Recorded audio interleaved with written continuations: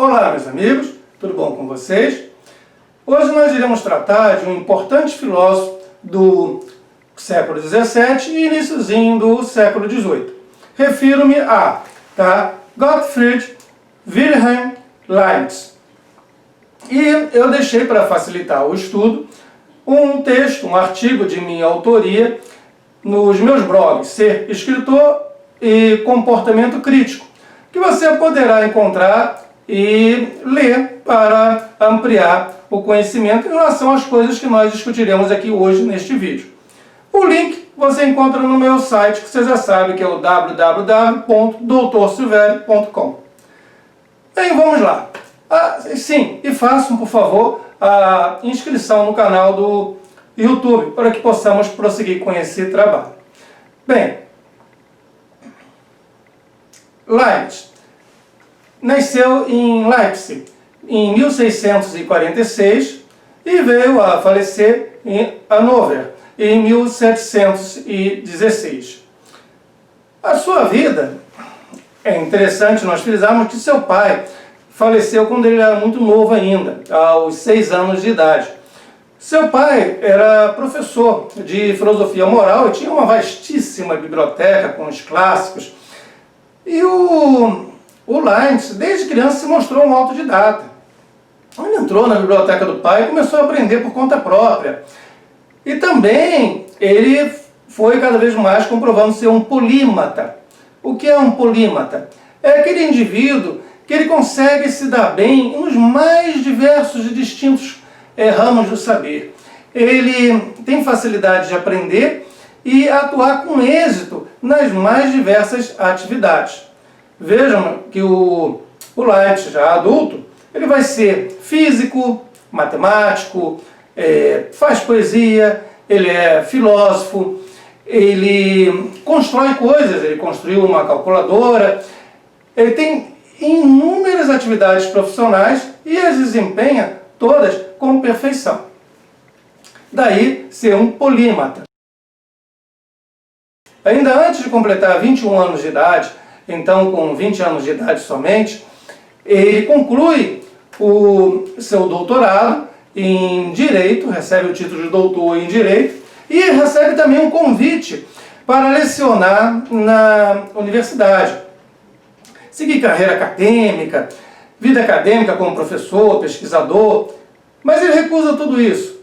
Ele prefere atuar na corte real, pois os seus trabalhos, o seu desenvolvimento já havia chamado a atenção de alguns nobres e ele também recebe um convite para atuar como uma espécie de diplomata ou embaixador na área política, onde ele prefere atuar e vai dedicar a sua vida toda junto à corte. Dentre as causas políticas que ele há de defender, eu vou citar duas. Uma delas, uma embaixada que ele faz junto ao rei da França, na época o Luís XIV, no sentido, era interesse da Alemanha, inclusive, que as ambições da França se afastassem da Europa, as ambições territoriais, e fossem voltadas para outra direção. No caso, o Leibniz tenta convencer o rei da França, Luís XIV, a que este invada o Egito e dê combate aos infiéis, aos muçulmanos. E desta forma retire os interesses expansionistas da França em relação ao restante da Europa. Outra causa política na qual o Leibniz se envolve é a união das igrejas cristãs. A igreja protestante, a igreja católica, fazer uma única igreja cristã na Europa. Infelizmente, em ambas as causas, ele não terá sucesso. A sua obra é vastíssima, mas ela se encontra mais voltada para a correspondência. O Leibniz preferia trocar as suas ideias fundamentais com as pessoas que ele conhecia, outros eruditos, por meio de epístolas, cartas. E não organizar no formato de um livro e publicar. Claro, ele publicou alguns artigos em jornais científicos, mas realmente, fora o livro A Teodiceia, de 1710, o Leibniz ele deixa muito a desejar nesse tocante. Hoje mesmo, a obra do Leibniz não foi toda publicada, não está toda organizada, mesmo hoje no século XXI, e muito da obra dele ainda é manuscrita, e a página escrita sem margem, toda com mais de um assunto tratado na mesma folha de papel. É uma coisa muito desorganizada e dificulta, inclusive, os pesquisadores e os comentaristas sobre a obra do Leibniz, em virtude dele não ter em vida organizado uma publicação das suas principais obras. E com relação às suas contribuições, são vastíssimas, são várias contribuições do Leibniz. Na matemática, por exemplo, podemos citar o triângulo harmonioso ou o cálculo infinitesimal e integral, ou mesmo a criação de uma calculadora que fazia as 4 operações. Mas aqui iremos nos dedicar mais, nesse vídeo, ao Leibniz filósofo. Vocês devem lembrar do Descartes. O Descartes, do qual nós já falamos em outro vídeo, ele divide tudo em ré extensa e ré constans, ou coisa extensa, as coisas materiais, e a coisa pensante, o pensamento. O Leibniz há de entender a substância não dentro dessa dualidade dada por Descartes. Na verdade, para o Leibniz, seria mais provável nós afirmarmos que tudo seria coisa pensante, em virtude da sua definição de mônada. E iremos chegar lá. Vamos começar pela substância. O que seria a definição de Leibniz para a substância? A substância poderia ter uma definição lógica e uma definição ontológica. Na definição ontológica, nós iremos falar das mônadas, que já irei explicar. E na definição lógica, nós podemos entender como um sujeito. Vamos pensar em termos de sujeito e predicado. Veja, Ricardo é belo, tá? Aníbal é rico. Então, um sujeito e uma característica que lhe pertence, tá? Um predicado, algo que eu posso dizer sobre este sujeito. Então, a definição lógica da substância seria que a substância é um sujeito do qual nós podemos atribuir múltiplos, qualquer tipo de predicado que você possa imaginar, eu posso atribuir a esta substância. Mas ela própria, essa substância, não é predicado de qualquer outro sujeito. Veja, o que eu entendo por substância não pode ser predicado de qualquer outro sujeito, mas pode receber, tá, vários atributos enquanto predicados. Então essa seria a definição lógica. Repetindo, sujeito ao qual podemos atribuir múltiplos, diversos predicados, mas esse sujeito ele não pode ser predicado de qualquer outro sujeito. E com relação às mônadas, que seria a definição ontológica, nós podemos falar o seguinte: a mônada é uma substância simples, mas ela pode se apresentar, tudo que nós vemos é composto por mônadas. Ela pode se apresentar na forma orgânica ou na forma inorgânica. Quando eu falo em uma cadeira, em um desses livros que estão aqui atrás de mim, eu estou pensando em agregados acidentais de mônadas. São a forma inorgânica na qual ela pode aparecer. Quando eu falo de um ser vivo, eu estou pensando na forma orgânica pela qual eu posso visualizar a mônada. Neste caso, há uma mônada principal, ou alma, ao redor da qual todas as demais são organizadas. Por favor, só um pouquinho de calma, que a ideia de mônada vai ficar clara. Deus, na concepção de Leibniz, é uma mônada, é a principal mônada, tá? A mônada primordial. Logo abaixo nós temos, por exemplo, as nossas almas, seriam mônadas. E quem criou todas as mônadas foi Deus, segundo Leibniz. O único capaz de destruir uma mônada, de aniquilar uma mônada, é Deus. Por quê? As mônadas são indestrutíveis na medida em que elas são substâncias simples.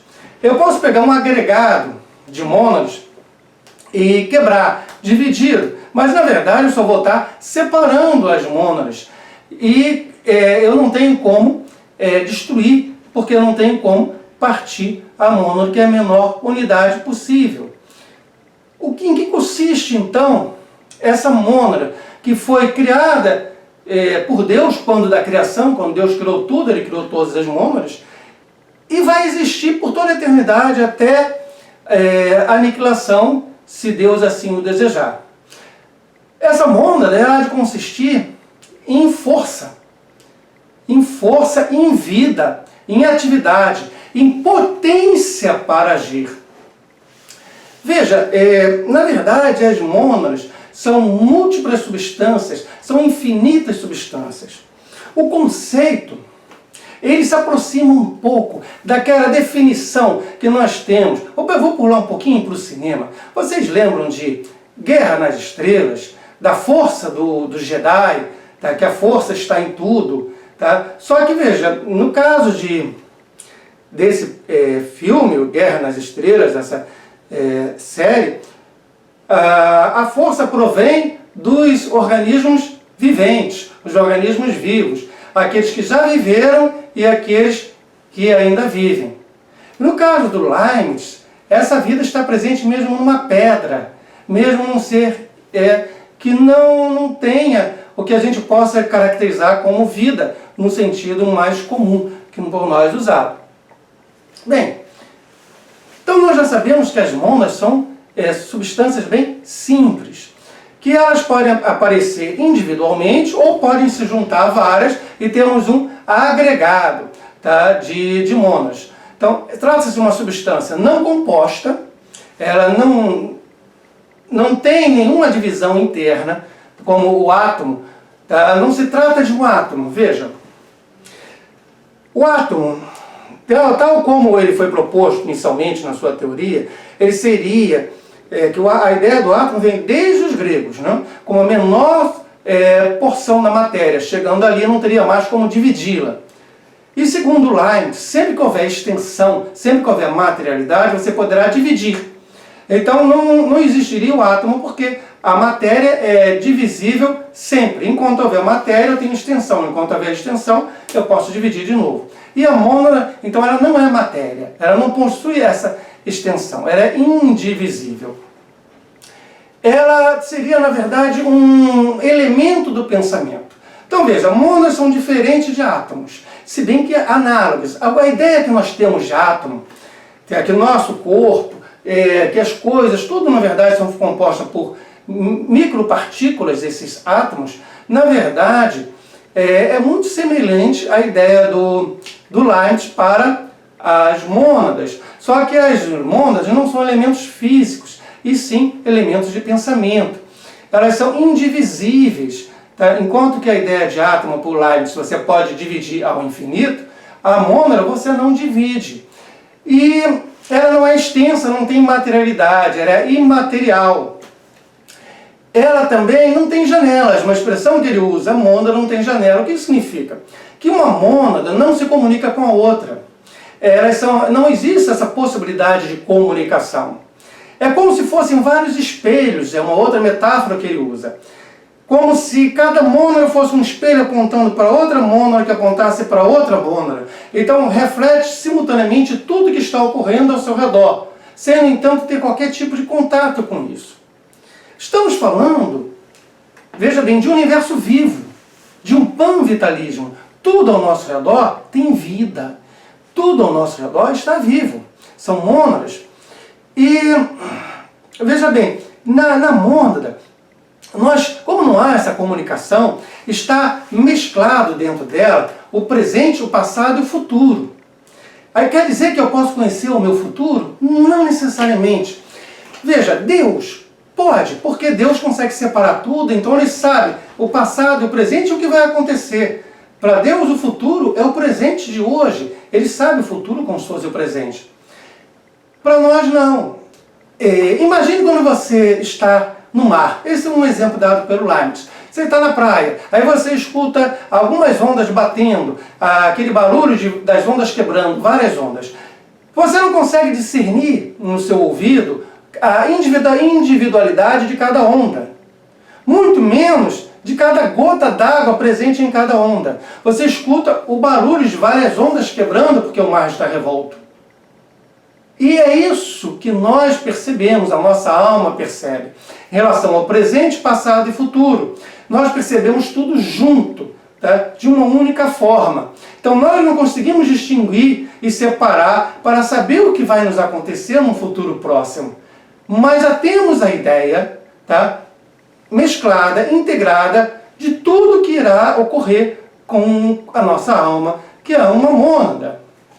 Essa ideia de mônada é principal, é fundamental em Leibniz, mas realmente não é uma ideia tão clara assim. Ele apresenta essa ideia tardiamente em seus escritos, em sua vida.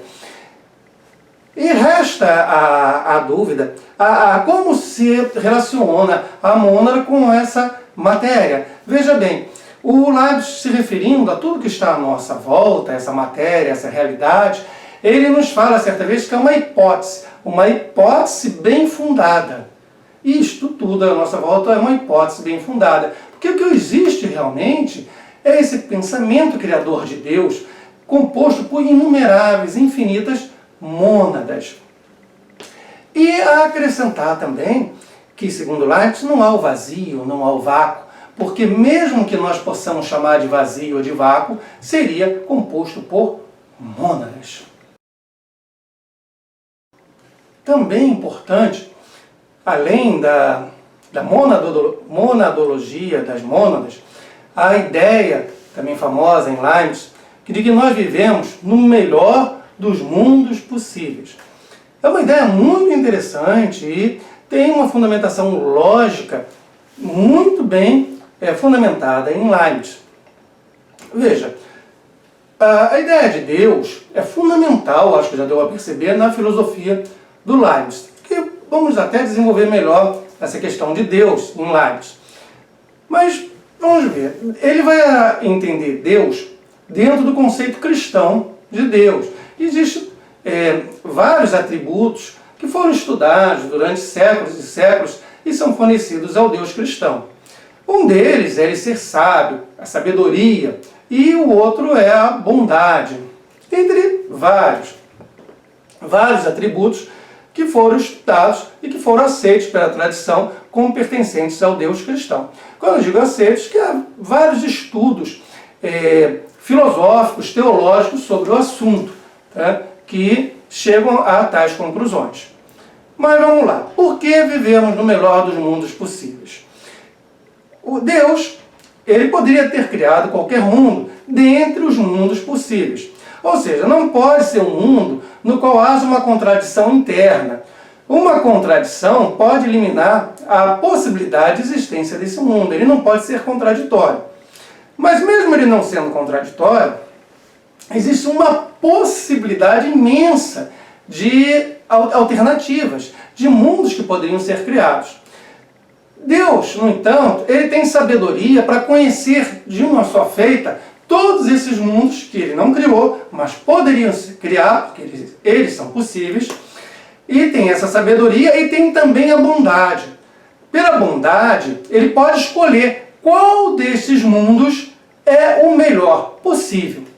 Note-se que eu estou falando do melhor possível. Eu não estou falando do melhor no sentido de maravilhoso, tá? Formidável. Não, veja. Vamos pensar em termos de você ganhar um prêmio na loteria, tá bom? Entre você ganhar 10 mil reais e você ganhar 30 mil reais, tá? O que seria o melhor possível? Se você tivesse a escolher entre 10 e 30 mil, seria ganhar 30, que 30 é mais. Aí você vai me dizer, mas eu queria ganhar 1 milhão e não 30 mil. Beleza, tá? Mas as alternativas que eu estou te dando são 10 mil e 30 mil. Então, dentre essas duas alternativas, ou outras, 10, 5, 4 mil, tá? Dentre as alternativas, a melhor seria de 30 mil. Mas 30 mil não é 1 milhão. O que eu quero dizer com isso é que o melhor dos mundos possíveis é esse que a gente vive, mas não exclui a dor, o sofrimento e as mazelas que nós sofremos e que nós conhecemos muito bem. Quer dizer que comparado a outros mundos possíveis, veja, não é comparado com o nosso próprio mundo, não. É comparado com a possibilidade de outros mundos, este é o melhor. A questão é essa. Como Deus há de se basear para escolher este como o melhor? 2 critérios. Veja bem, primeiro, a variedade dos fenômenos. O melhor é aquele no qual eu consigo ter a maior quantidade possível de fenômenos. Segundo critério, tá? A maior simplicidade das leis que vão reger esses mesmos fenômenos. Preciso de leis lógicas, que vão atuar regendo essa infinidade de fenômenos. Então, a maior quantidade de fenômenos e a maior simplicidade das leis que vão reger esses mesmos fenômenos. Ou seja, variedade, simplicidade e podemos também afirmar, claro, uniformidade. A base da ciência, mesmo da ciência moderna, não? Variedade, simplicidade, uniformidade. Como nós deixamos claro que Deus é muito importante na filosofia de Spinoza, vamos tentar então provar a existência desse Deus. Não vou me ater muito a isto, porque o Leibniz, ele não se preocupa em apresentar uma prova nova sobre a existência de Deus. Ele aceita as provas da tradição, tem toda a tradição da Idade Média, tem vários filósofos, vários teólogos, muita gente boa, muita gente que pensou a respeito e apresentou as suas provas sobre a existência de Deus. De que Deus? O Deus cristão, claro está. E o Leibniz acata essas provas. Ele faz uma modificaçãozinha aqui, uma ali, mas ele acata essas provas. Eu vou citar 5 aqui que estão presentes, mais a Leibniz, e se vocês quiserem, mais tarde eu faço um vídeo específico sobre as provas da existência de Deus, dentro da filosofia e da teologia. O primeiro argumento seria o argumento ontológico. Quando a gente fala em ontologia, a gente está falando em existência. Sempre que eu falo em ontologia, eu estou falando em existência. Veja bem, o que é o argumento ontológico? Proposto inicialmente por Santo Anselmo.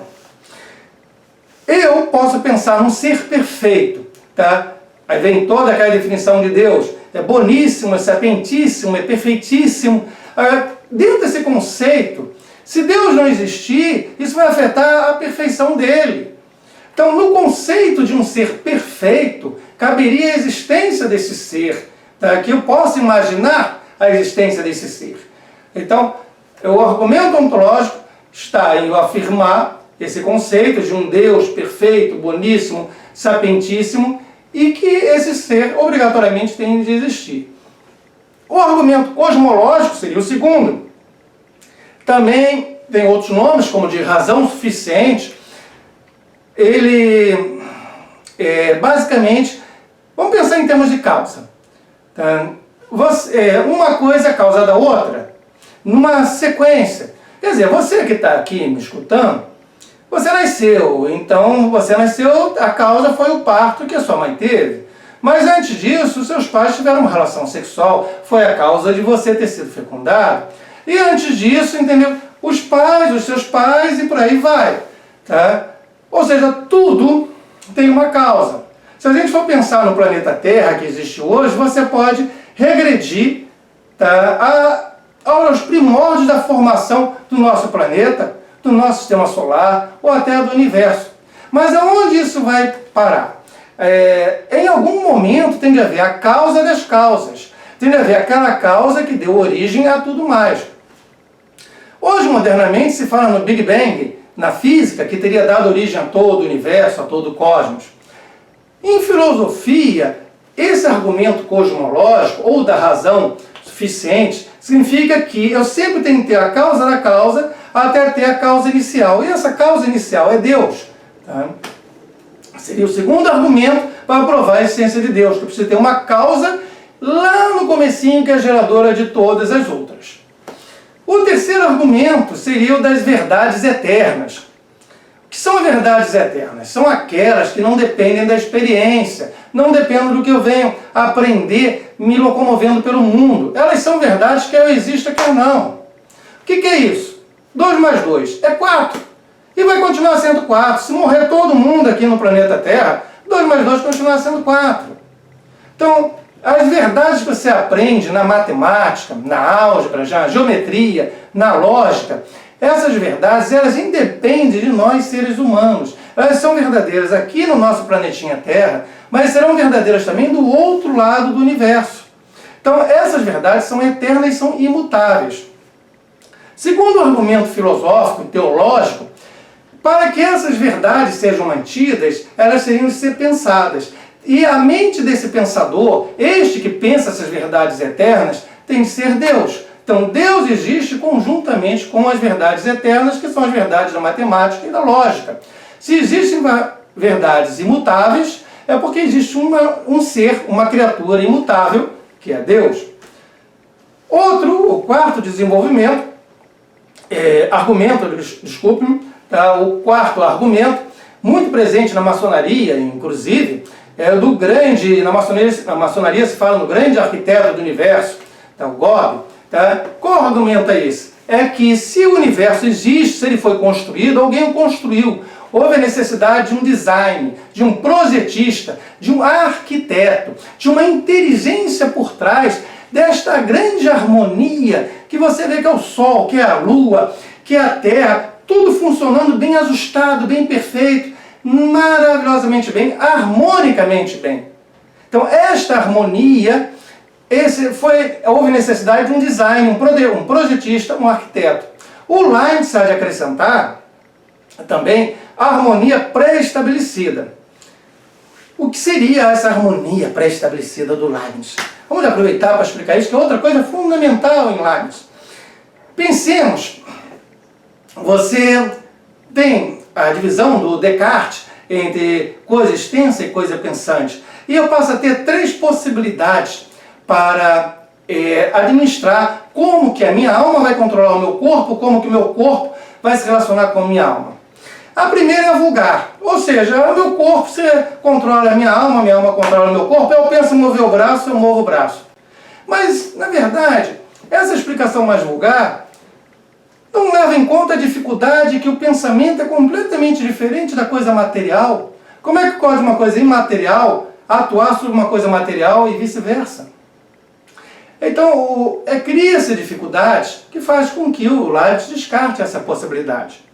A outra, nós veremos em outro vídeo, o filósofo Malebranche, ele há de desenvolver a outra possibilidade, que seria de uma intervenção constante de Deus. Deus toda hora intervindo para que as coisas ocorram, essa relação entre alma e corpo ocorra pela intervenção constante de Deus. E uma outra seria, você vai encontrar isso mais nos adeptos na época do Sir Isaac Newton, que seria que eventualmente haveria uma intervenção de Deus, tá, para manter essa harmonia cósmica universal. O Leibniz não aceita nenhuma dessas. Ele vai falar que é como se fossem 2 relógios construídos por um relojoeiro muito bom. Então o relógio aqui marca 2 horas e 10 minutos e alguns segundos, e o outro aqui marca 2 horas, 10 minutos e os mesmos segundos. E veja, um relógio não é a causa da hora do outro. Os 2 trabalham de forma independente, mas marcando exatamente a mesma hora. Porque o relojoeiro foi muito bom. O relojoeiro que construiu os 2 relógios fez com que um, não sendo a causa do outro, um não tendo coisa alguma a ver com o outro, marque exatamente a mesma hora.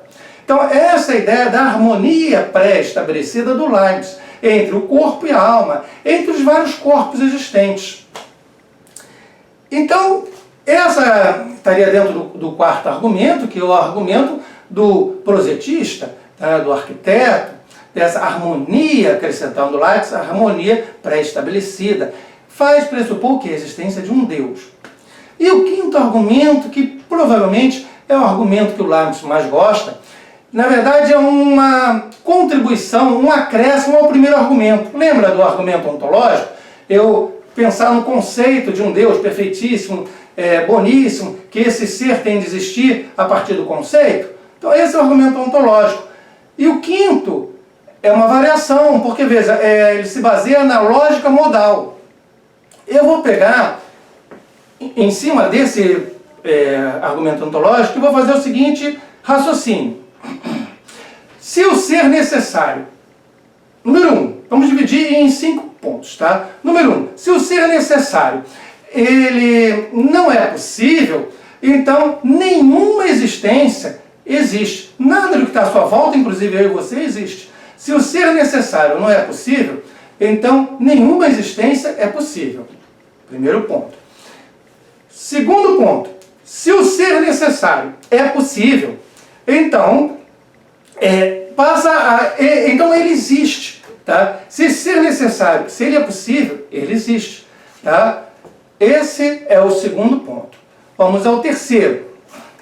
Portanto, se o ser necessário não existe, então nada, coisa alguma, existe.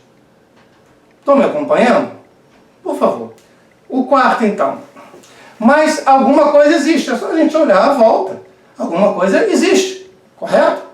Então, a nossa conclusão. Quinto, consequentemente, este ser necessário existe. Volta um pouquinho se não entendeu, tá? E pega esse argumento para não ter que ficar repetindo. Ele vai fundamentar o argumento ontológico. Esses 5 pontos que eu citei, eles formam a lógica modal que vai embasar, segundo Leibniz, o argumento ontológico. Bem, prosseguindo, nós temos também em Leibniz a presença muito forte, como vocês já perceberam, da lógica.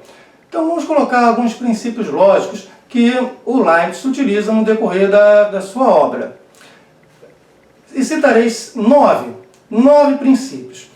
E tentarei dar uma explicação rápida sobre cada um. O primeiro vem lá de Aristóteles, é o princípio da não contradição, que você encontra em vários livros também como sendo chamado de princípio da contradição. O princípio da não contradição e o princípio da contradição é a mesma coisa. O que significa? Que uma coisa sendo contraditória, ela não existe. Então, este princípio, ele é logo de cara o princípio da possibilidade de existência de algo. Esse algo só vai ser possível de existir se não for contraditório. Veja bem, eu posso ter uma mesa, vamos pensar numa mesa quadrada. Futuramente, eu posso ter esta mesma mesa agora quadrada, redonda. Basta que eu pegue um aparelho qualquer de carpintaria e apare os cantos, tá? E de dentro do quadrado da mesa eu transformo num círculo. Passa a ter uma mesa redonda. É possível? Sim. O que não é possível é ter ao mesmo tempo, simultaneamente, a mesma mesa quadrada e redonda. Isso não é possível. Isso é contraditório. Eu posso ter hoje uma mesa quadrada, amanhã eu posso colocar essa mesa numa serralheria e passar a ter uma mesa redonda. Hoje e amanhã há uma relação temporal, mas eu não posso simultaneamente ter a mesma mesa quadrada e redonda porque é contraditório. Então a questão de se algo existe, a possibilidade para que algo exista é que não seja contraditório. Então o primeiro princípio seria o da não contradição, ou se preferir, o princípio da contradição. O segundo, que o Leibniz gosta bastante, e que ele inclusive iguala a esse, é o princípio da identidade dos indiscerníveis. O que seria o princípio da identidade dos indiscerníveis? Veja, eu tenho uma coisa qualquer. Eu tenho aqui uma coisa que eu vou chamar de A, letra A. Eu tenho aqui uma coisa que eu vou chamar de B, letra B. Olha, se eu não consigo ver diferença alguma entre A e B, no peso, na altura, externamente são iguais. Eu vou ver internamente. Internamente são exatamente iguais. Não vejo diferença alguma. Olha, se não há diferença alguma possível entre A e B, na verdade eu não tenho duas coisas, eu tenho uma só. A e B é uma única coisa. Então, o princípio da identidade. Eu sou eu mesmo. Tá? Quando eu não consigo diferenciar. Daí, tá, os indiscerníveis. Eu não consigo fazer a diferenciação. E você pode dizer, não, mas nosso equipamento é limitado, as pessoas são limitadas, talvez haja uma diferenciação. E na mente de Deus? Na mente de Deus que tudo pode. Se não há como Deus diferenciar, então não são duas coisas, é uma só. Então esse princípio da identidade, que segundo Leibniz vem a se igualar ao princípio da não contradição. Então, segundo o princípio, identidade dos indiscerníveis. O terceiro seria o princípio da razão suficiente, que nós falamos ainda há pouco, que é a das causas. Cada coisa tem uma causa. E a causa desta coisa tem também uma causa. E assim ao infinito. Sempre há uma causa da causa e uma causa daquela causa. Qual é a razão disso existir? Tudo tem uma razão. Uma razão suficiente sem a qual aquilo não existe. Veja bem, pelo princípio da não contradição, eu posso dizer que algo é possível. Se não é contraditório, ele existe. Mas para esse treco existir, seja lá o que for, é necessário que haja uma razão suficiente. Se eu tenho uma mesa quadrada que ela se transforma em uma mesa redonda no futuro, beleza, é contraditório? Não. Mas precisa ter razão suficiente, ou seja, alguém ou algum equipamento que irá transformar esta mesa quadrada em redonda. Porque se não houver essa razão suficiente, essa causa, a mesa quadrada vai continuar sendo uma mesa quadrada. É preciso que haja uma modificação. E essa modificação, ela ocorre pelo quê? Por uma razão suficiente, uma causalidade. Então, a necessidade dá também o quarto princípio, a perfeição. Deus é perfeito. Veja, ainda há pouco eu falei que Deus, quando Ele criou o mundo, Ele fez uma escolha. Havia várias possibilidades de mundo que poderiam ser criadas. Ele escolheu criar este. Não criou os outros. Poderia ter criado, mas escolheu este, por ser o melhor dos mundos possíveis. Ele se baseou no critério de perfeição. Então, tudo à nossa volta há de se basear nesse critério de perfeição. O quinto seria o da continuidade, o princípio da continuidade. O que é isso? Uma coisa que nós sabemos muito bem, você não precisa nem na lógica uma coisa tão abstrata. Gente, tudo na vida tem uma consequência de algo. A natureza, a vida não dá saltos. Você não sai, digamos, de um pobretão para um bilionário. Não sai. Há uma passagem. Há uma evolução, geralmente gradativa. Lenta, gradual, devagar. Você preenche os pontinhos todos. Você escreveu um livro, você começa a escrever um livro na primeira página. Se o livro tem 500 páginas, você vai escrever 500 páginas, até botar o ponto final. Você não põe a primeira letra na primeira página e depois você encerra com a última letra, com a última palavra na última página, na página número 500. E deixa tudo em branco. Você não pula 499 páginas. Não, há uma continuidade. Tudo na vida tem uma continuidade. Então esse é um princípio lógico da continuidade. O sexto seria a plenitude. Falei também há pouco, não há dentro da concepção de Leibniz vazio, não há vácuo. No universo não existe o vazio, tudo é preenchido por mônadas. Não existe a menor possibilidade de haver o vazio, o vácuo, está tudo pleno, tudo cheio. É o princípio da plenitude. O sétimo seria o princípio da harmonia.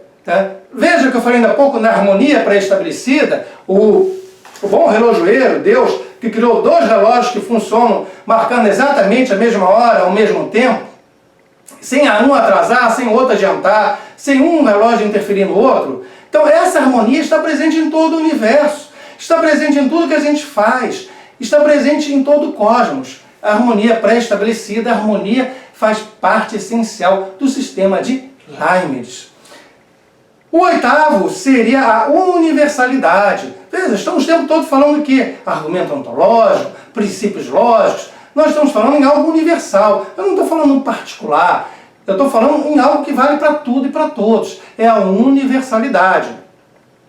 O nono e último seria a compossibilidade. O que é isso? Nome difícil, não? Compossibilidade. Veja, quando eu falei que algo para existir tem que ser possível, lembra o primeiro princípio, o princípio da não contradição? Para que algo possa existir, ele tem que ser possível. Para ele ser possível, ele não pode ser contraditório. Primeira coisa. Acontece que duas ou mais coisas, uma infinidade de coisas simultâneas, e o nosso universo o que que é? O que que é a nossa vida? O que que é o nosso mundo? Não é uma coisinha só não, são muitas coisas ao mesmo tempo. Então veja, é preciso que não só uma dessas coisas seja possível para que ela possa existir, mas que todas sejam possíveis. Eu não posso ter um universo onde A, B e C são coisas possíveis, mas quando eu introduzo D não é possível D existir junto com A, B e C. Eles não se entendem. Não é possível. Então a compossibilidade é o princípio pelo qual faz com que todas as coisas que existem sejam possíveis em conjunto. Quando Deus escolheu construir, criar esse universo, o melhor dos mundos possíveis, ele teve de levar em conta que ele teve de pegar um pacote. Tá? Esse é o meu pacote. Por quê? Ah, mas isso aqui, deste outro universo aqui é melhor, deixa eu buscar para cá. Mas talvez isso, deste outro universo possível que eu estou buscando para cá, não seja compossível. Ou seja, naquele universo funciona, mas aqui nesse universo não funciona. Não é possível dentro dessa estrutura deste universo. Então é necessário que tudo que esteja nesse universo que foi criado seja possível entre si. Não basta... é possível que exista? Sim, é possível que isso exista. Mas não é só isso. É necessário que isto seja possível de existir junto com tudo mais ao seu redor. Então isso seria a compossibilidade. Veja, para fechar esse pensamento, a gente tem que pensar em a priori e a posteriori, em verdades analíticas e verdades de fato. Quando penso em a priori, eu estou pensando em verdades analíticas. O que é isso? O sujeito de alguma coisa, ele já inclui o predicado. Aquilo que eu estou falando, tá? Que eu estou dizendo que fulano já está dito quando eu mencionei o fulano. Então isso é uma verdade analítica. Eu não estou acrescentando coisa alguma nova. No enunciado do sujeito já está tudo que eu vou predicar dele. Tá?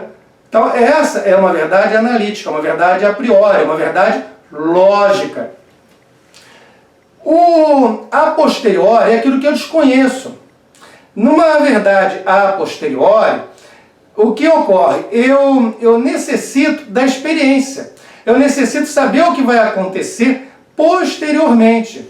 Porque, veja, se eu digo que... se eu jogo uma coisa para o alto e essa coisa cai, a famosa lei da gravidade de Newton, tá? O cair dessa coisa, eu sei que vai cair por causa da minha observação nessas condições. Eu não posso extrair do fato de jogar algo para cima que essa coisa vai realmente cair ou que ela vai ficar flutuando. Tá? Não. Tá? Eu preciso da observação, preciso da empiria, preciso de observar as coisas.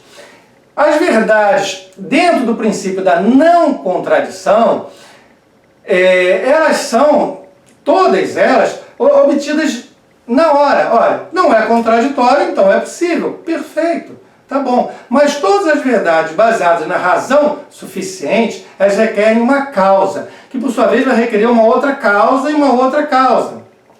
Então elas não são, para nós, analíticas. Elas são todas...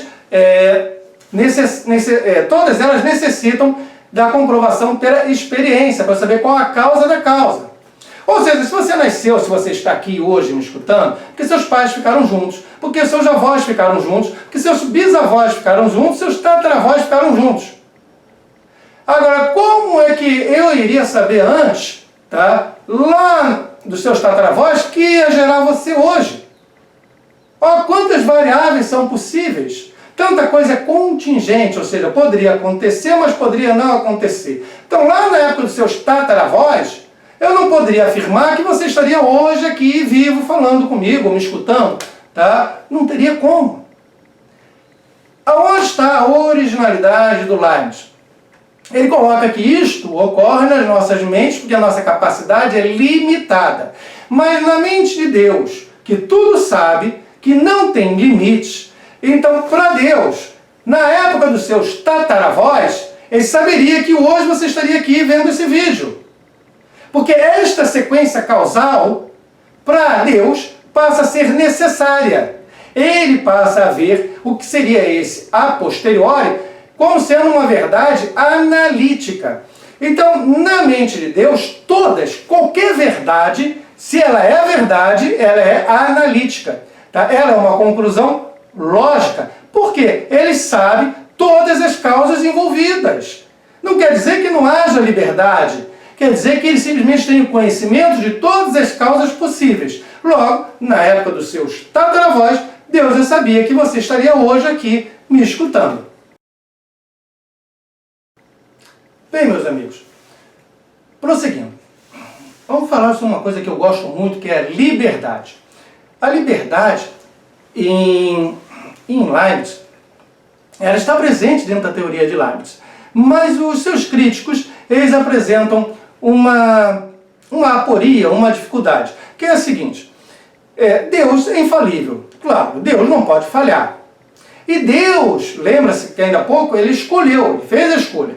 Escolheu o melhor dos mundos possíveis. Como ele não pode falhar, de fato ele escolheu o melhor mundo de todos os mundos possíveis para criar. Ora, mas se ele não pode falhar e consequentemente ele escolheu o melhor dos mundos possíveis, então essa escolha foi determinada. Então Deus não foi livre, ele não teve a liberdade para a escolha. Essa é uma crítica que fazem ao pensamento de Leibniz, que colocaria um excessivo determinismo ou mesmo um fatalismo, que são coisas diferentes, na doutrina de Leibniz.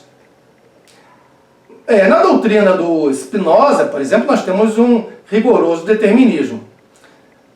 Mas vamos lá, o Leibniz concorda com isso? Não, de modo algum. Ele há de dizer que, apesar de Deus ele ter de escolher o melhor, uma questão moral também, e dele ser infalível, isso não invalida em momento algum a questão da liberdade da escolha que Deus teve de criar este mundo. E a questão da liberdade nos traz, então, muito presente essa questão da necessidade. A necessidade, segundo Leibniz, ela pode ser dividida aqui em dois: uma necessidade metafísica e uma necessidade moral. A necessidade metafísica, ela carece de liberdade, não há liberdade. Por quê? A gente está falando de uma necessidade absoluta, numa necessidade lógica e numa necessidade matemática. É onde vai entrar o princípio da não contradição. Lembra? Falamos ainda há pouco. O princípio da não contradição está presente nessa necessidade metafísica. Então aqui não carece realmente falar em liberdade. Mas a liberdade está presente num outro tipo de liberdade, que é a moral. Essa necessidade, a necessidade moral. Porque a necessidade moral traz um fator hipotético moral. E é onde vai entrar o princípio da razão suficiente, que é a questão da contingência. E nós falamos também, ainda há pouco, que o Leibniz há de discordar.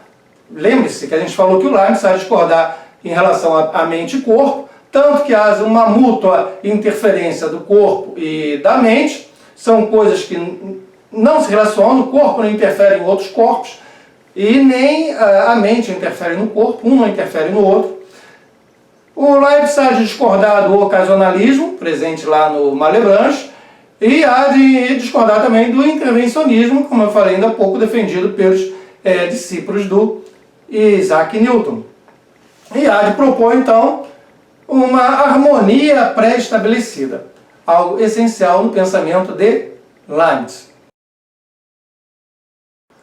E como não poderia deixar de ser, precisamos falar no mal. O mal como interpretado pelo Leibniz. O Leibniz divide o mal em três: tá? O metafísico, o físico e o moral. Vamos ver qual é cada uma dessas modalidades. O mal metafísico, ele se baseia na imperfeição, nas limitações. Porque a imperfeição por Leibniz, na verdade, é o fato de nós sermos incompletos, das nossas limitações. Veja, quando Deus criou o mundo, o melhor dos mundos possíveis, Ele poderia criar o mais perfeito, o mais completo em tudo. Mas se Ele criasse alguma criatura que fosse completa, perfeita em tudo, Ele estaria criando outro Ele. Outro Deus exatamente igual a Ele. O que seria contraditório, segundo Leibniz, que seria um absurdo, segundo Leibniz, Deus criar outro Deus, criar um outro ser igual a Ele. Então, Ele não faz isso.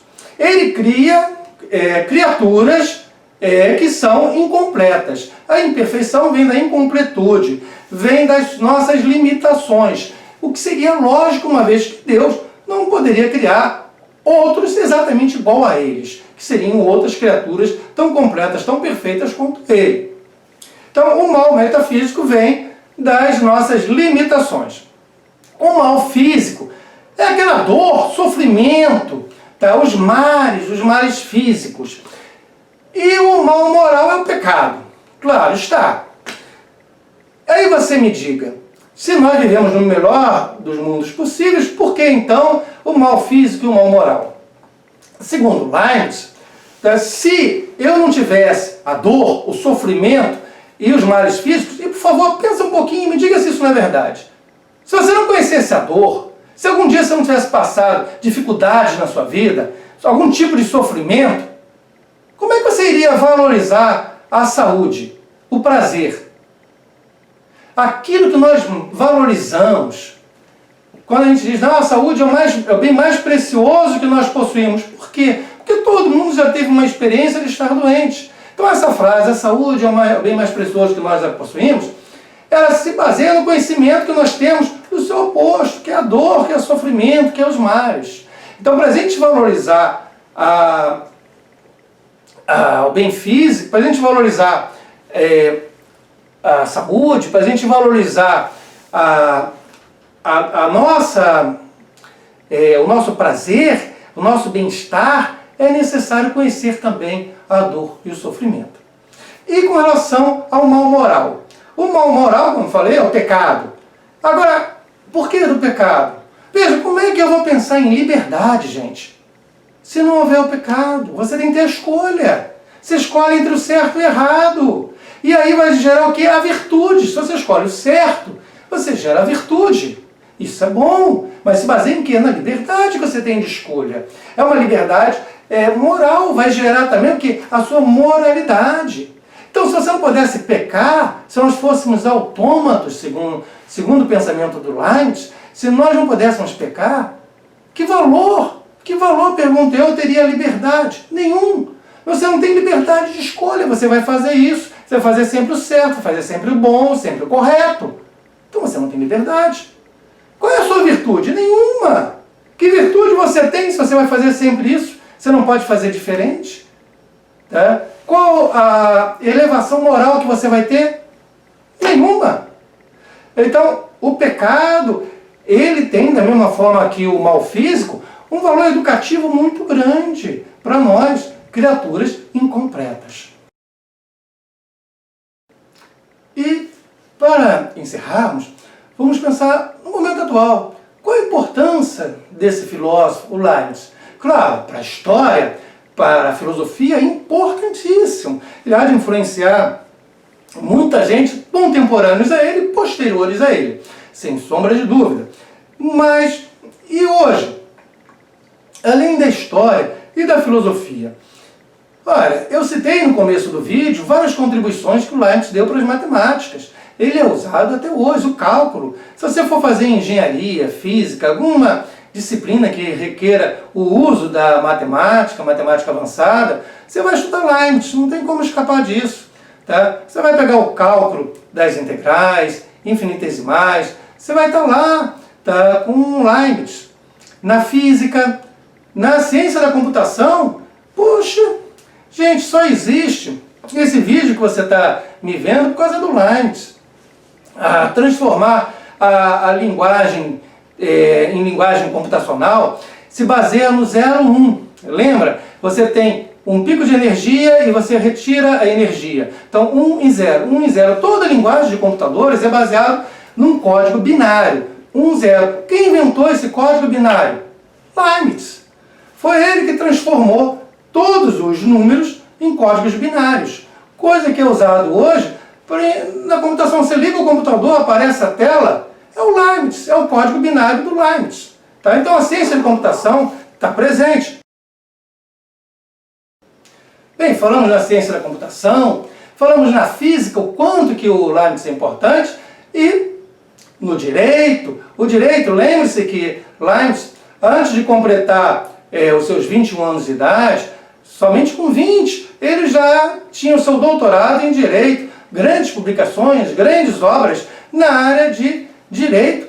Então, é um autor que merece ser estudado nessa área também. E em diversas outras áreas ele deu contribuições muito significativas. É um filósofo fecundo, um filósofo importante, atual e contemporâneo. Pois bem, uma última coisa para fechar. Toda a tradição medieval e também o Locke, John Locke, no inglês do movimento empirista, há de afirmar que nada há no nosso entendimento que não tenha antes passado pelos nossos sentidos. Minha audição, meu tato, meu paladar. Então tudo que está no meu entendimento passou antes pelos meus sentidos. Perfeito! E o Leibniz há de pegar isso e vai só acrescentar uma coisa. Tá? Nada há no entendimento que não tenha antes passado pelos meus sentidos, exceto o próprio entendimento. Isso para vocês pensarem. No mais, meus amigos, curtam o vídeo, se inscrevam no canal e muito obrigado pela presença. Até o nosso próximo vídeo.